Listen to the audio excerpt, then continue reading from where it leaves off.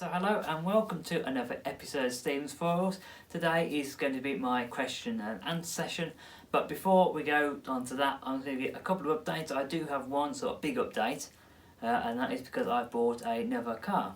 Now, as you will know from previous vlogs, I've basically talked about the SLK and how useful the SLK is to me now, and I came to the conclusion that the SLK is slightly too small for me now. I've slightly outgrown the SLK.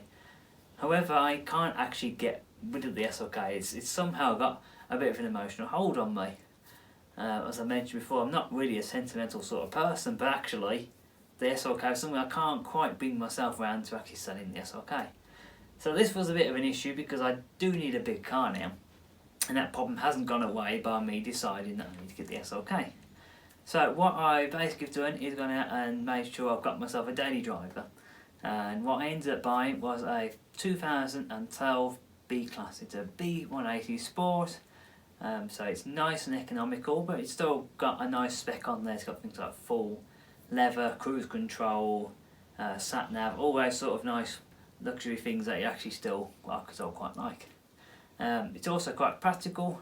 I get the dog's big crate in the back. If you have two little mini snails, they have a great big travel crate, which is absolutely swallowed up in the boot of the B-Class. I was very surprised that actually went in there that need to fold down the back seats. So it's practical. It's also very good for economy. It does about, I've done some general driving around, it did about 50 miles to the gallon.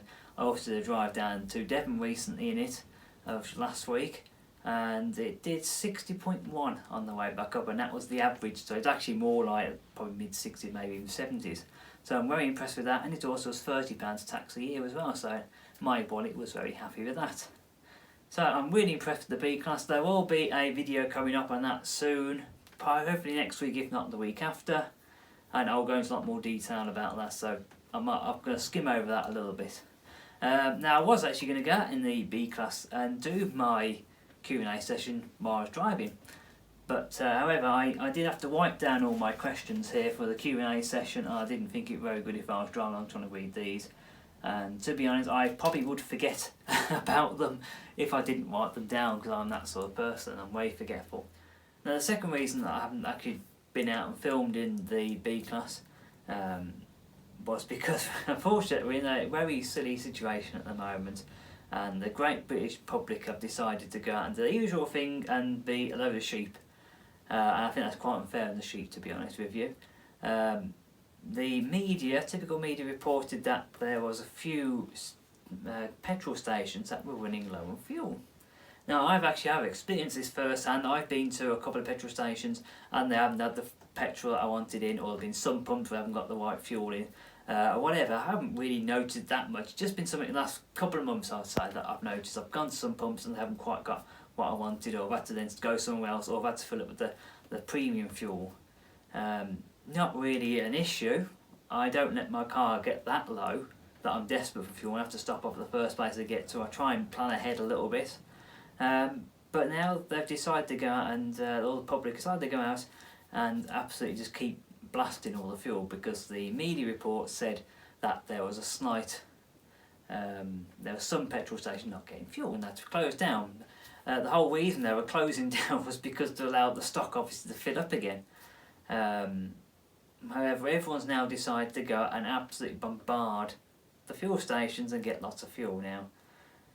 I'm now having to reserve my fuel, sort of ration my fuel, and only really going out at the moment when I really have to, because I just don't know when this is going to end. I have struggled a little bit to get some fuel. I managed to get topped up in the B-Class after I came back from Devon, went down to Devon and back again, used about half tank of fuel, and then also a little bit of a drive around. I was sort of between a half and a quarter, and I sort of did need to fill up. Normally I don't fill up normally, so actually I'll get below a quarter, but obviously this time I thought, well, I'm going to have to fill up at some point. Anyway, I managed to get into a fuel station. I only had to wait 5-10 minutes and I actually managed to get topped up.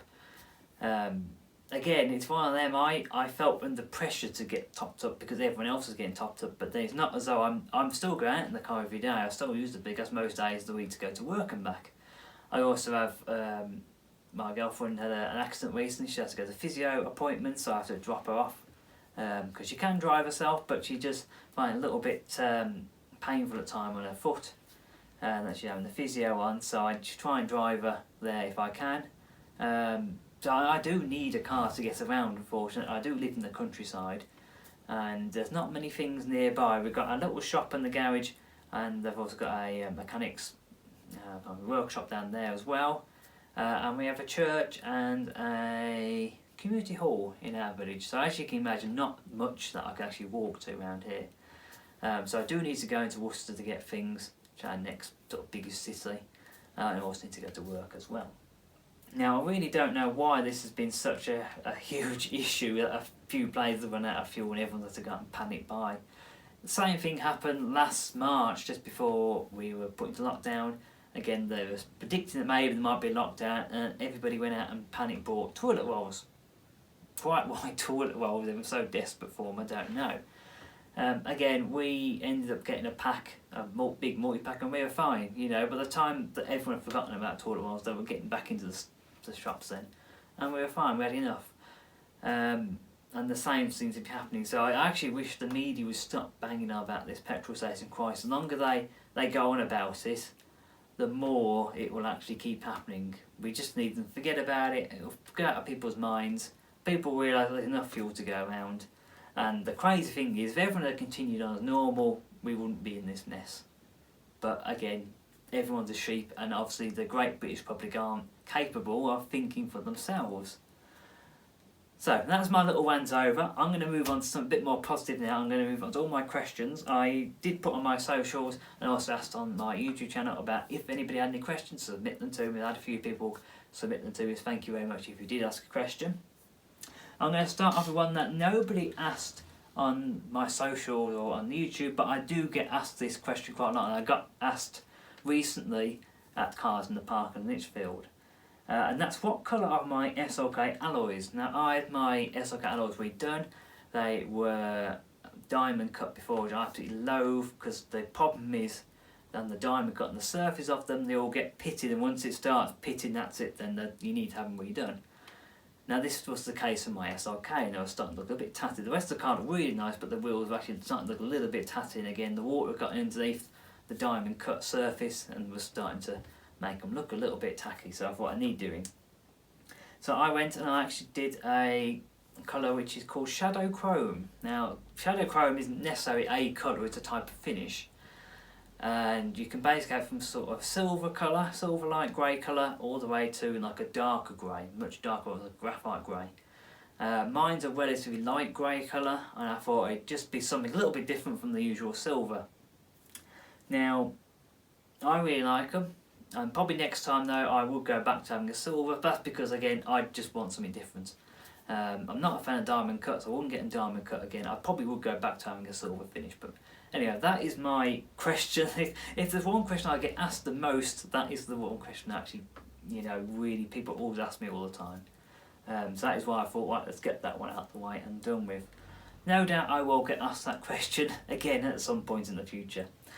So next one, what advice would I give to potential SLK owners? That's a very big question, that one. I'm probably going to actually do an SLK buyer's guide and sort of look at all the common issues with buying an SLK and what things to look out for, as well as also all the positives that come along with buying an SLK. So I'll probably do a full video of that. So I suppose again, this is something I've been asked at shows again, quite a few times, what things to look out for. I suppose the SLK itself is a very good all-rounder. Obviously, it's not the best practical car. Personally, I'm not a fan of the diesel engine that you find in the later SLKs, but that's because for a sports car, I don't think diesel engines are that well suited, really. That's my opinion. I could go and do a whole video of why diesel engines aren't suited to the SLK.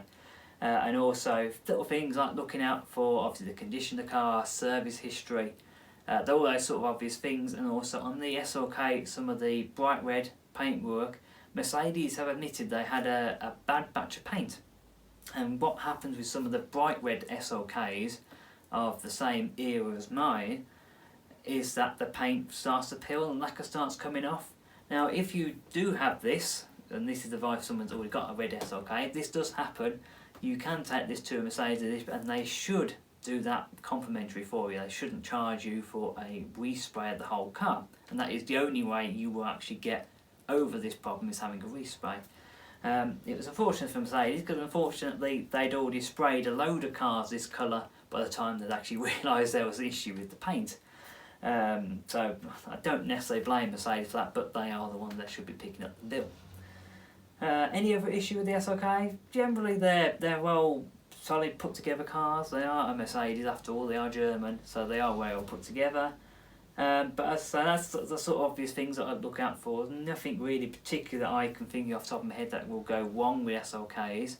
Generally you'll find with Mercedes as a whole, they are very well put together, they're very well, they're very reliable. The one thing I do question is some of the electronics on Mercedes, because they are known for playing up, particularly on older cars, but again, hopefully that won't happen. You know, I would never say never, but hopefully that'll be few and far between.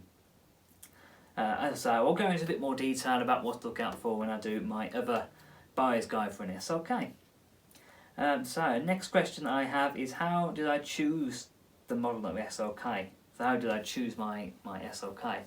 I did look at probably, I think it was a C-Class I looked at as well, but for me I like something different. The SLK is a bit different. I don't like to have cars that everybody else has, apart from the B-Class now, but that's a slightly different. I like the SLK, it almost is like this dying breed again. It's sort of you think of the glory days of 1950s, 1960s, when the two-seater Roadster was really king, and again there was a bit of resurgence in the 90s, which partly helped with the SLK. But now again they're starting to fade out a little bit more now. I think that the sort of fad that they had of the sort of late 90s, early 2000s, the two-seater sports cars probably is well and truly over now. I think that's what attracted me to the SLK. Actually, it's not the two-seater. The idea of a two-seater sports car now is maybe a little bit old-fashioned, but I like that. I like the idea that this is a sports car. It's designed with very little compromise. You know, very few compromise actually on the SLK design and that's why I like it. So that's why I bought the SLK, because it's that sort of last of the dying breed, and the fact that since I bought the SLK, Mercedes announced they're not going to actually make any more two-seater small sports cars, and they don't have a replacement for the current SLC, which I think now is actually going out of production. So that's why I went for that. Next question I had is, have I ever visited the AMG factory in Germany? The short answer is no, but I would like to. I would also like to visit the Mercedes-Benz Museum in Stuttgart as well. Again, it's one of those plans that I've had, but with all the things that I've done in the last couple of years, I just haven't got around to it. So maybe over the next couple of years I might actually go to Germany and go and do those things. Next question, would I drive a full electric car instead of my petrol-powered SLK? Now, that is quite an interesting question. Again, I could do a separate video on that really, because personally at the moment I wouldn't go to a full electric car. I don't think the infrastructure is quite there yet. I did go down to Devon last week, and from here to where we go in Devon it's about 150 miles. Electric cars aren't quite at that point where they can I don't believe they can do that sort of mileage. I know the manufacturers say that they can do maybe 200-300 miles, but then if you think of my SLK, my B-Class, I don't know what the range of those are, but I'm sure I never would get anything close to what the manufacturer's stated range actually is. So I take everything that the manufacturer says with a slight pinch of salt, and you do see on car adverts when they're saying you get up to so many miles per gallon, up to so many miles range, you do see at the bottom, you know, tested in simulated conditions or test conditions, and you sort of think, well, why is that different? That's not everyday sort of real world driving. So no, I will keep an eye on electric cars. I'm not ruling them out. I'm not saying they're a bad idea or anything, but I don't think they're quite there yet. And if you think of the infrastructure that we have, I actually don't know where down in Devon I would actually go and charge my electric car. I can't actually think I've seen any points in the local car parks around there where I can actually plug in an electric car. I don't see that many charging points down there.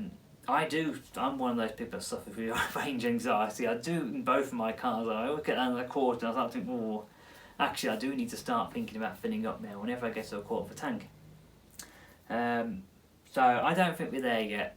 I would like to see things get a little bit more settled before I actually purchase an electric car, really. You know, there's still this idea, and I know Mercedes have recently announced us trialling hydrogen trucks over in Germany. And again, hydrogen, you can fill it up a little bit more like a regular petrol or diesel car. You don't have to spend hours there charging, or you don't have to plug it in for nearly an hour and you still only get like 78%. So again, I think sit tight is my opinion. Sit tight, keep going. We have got enough petrol, I've got enough diesel to keep going for a few more years yet, and that's just to see how things pan out. But then the other side of that also is if people don't go out there and buy hybrid cars or plug-in hybrid cars, or we don't buy electric cars, you know, no one's actually going to make that change. So I suppose it's a little bit of contradicting my advice there, really, because we need people to go out and do it, but just not me.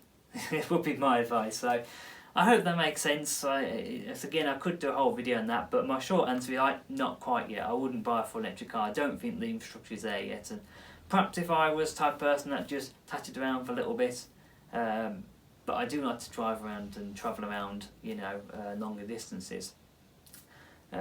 So yes, we'll keep an eye on electric cars and maybe even hydrogen, see what happens that next sort of 10 years or so. Next question that I got asked, this is my final question, is do I regret selling a car? The answer is, well, actually an interesting car. I mean, yes, I would say there's one car that comes to mind. And that, let's say it's interesting, not the car you think it would be actually. I used to have a very basic model, I'm talking wind down windows, 2014 Ford KA, and that was my tatting around car. I had my bar for the weekend that had the KA, and what was really interesting between the two was that they actually shared the same chassis, but they were sort of opposite ends of the spectrum. The KA was a basic car, whereas the Abarth was a slightly more higher spec car, obviously with the more powerful engine as well. And that's actually the KA one, the car I do regret selling for what it was, a basic car for tatting around. It was perfect. I didn't do long distance in it. I think I only did one long distance drive in it ever, which long distance like that, I did 2.5 hours in it, up the M6 without any cruise control, which is always interesting. And I do regret selling that car, but at the same time it's sort of mixed really, because I didn't need to have two cars. My circumstances changed. I got a job which was just round the corner from where I lived. I didn't need the extravagance of having two cars. The KA again was only £30 tax, and I can't remember what food economy it did, but it was very good and I didn't have to fill it up that many times. So I do regret selling it because I actually did like it as a car as well. It's such a good little car as well. I always remembered test drive, oh, this is going to be a hobbyist little KA, it's not very nice, I'm not going to enjoy it. And I was quite pleasantly surprised at how much I actually did like that car. And again, if my circumstances were different, I would have kept it. You know, it was that little to when I bought it. It was the newest car I bought. It was only 6 months old when I picked it up. I got a good chunk off what the list price when it was new as well, which was a bonus. Someone else swallowed that depreciation for me, which is very kind of them. But yes, that's the one car I do regret selling, I think. And again, but you know, the circumstance of time meant that it wasn't practical for me to have two cars. Every other car that I've owned, I've always been ready to sell. And again, going back to the point I made sort of at the start of the video about why I've bought the B-Class, I haven't got that feeling yet, even though the SLK isn't probably the most suited car to my lifestyle at the moment. I do still love it, and there's something in me that just thinks I need to keep this SLK, I can't get rid of it. Hence why I've got the B-Class now. Again, I'm at that point where I can get away with two cars. I don't work round the corner. I do work it's about a 12-mile trip to where I work.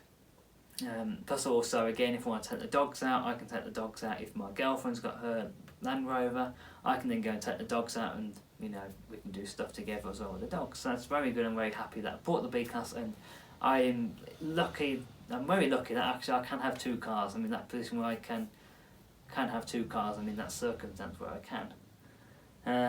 So yes, anyway, that brings us to an end to my Q&A session. Obviously, if you have any more questions, please do submit them and I will get back to you as soon as I can and give you a satisfactory answer. So if you like this video, make sure that you hit that like button below. If you have any more questions, as I've said, put them into the comments and I'll get back to you. If you want to see more content from me, make sure you hit that subscribe button as well. Hopefully next week's video I will be able to get outside again when I actually have some fuel and be able to show you a bit more about the B class.